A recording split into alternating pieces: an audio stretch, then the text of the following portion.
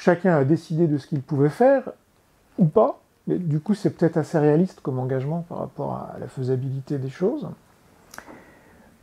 Et puis c'est vrai que ces engagements ne sont pas contraignants au sens où il n'y aura pas de sanctions si on ne remplit pas ces engagements.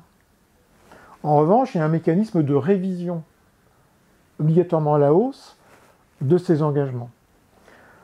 Donc qu'est-ce que ça veut dire? Ça veut dire que si on ne joue pas le jeu après les positions qu'on a prises à Paris, quand même, on risque d'être le mauvais élève de la classe de façon un petit peu voyante, quoi. Et donc c'est là sans doute que, par exemple, les citoyens, les ONG, etc., ont un rôle extrêmement important.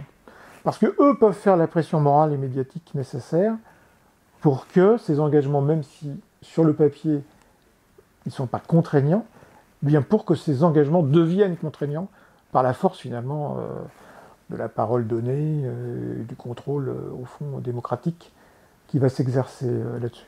Donc cette idée de réviser à haute fréquence quand même des engagements tous les 5 ans, moi je trouve que c'est assez positif, et ça donne de fait un rôle à la société civile. Alors sera-t-elle prête à l'assumer ou pas, ça c'est aussi une autre question, mais voilà, ça donne un rôle à chacun pour qu'on avance vraiment vers quelque chose d'effectif.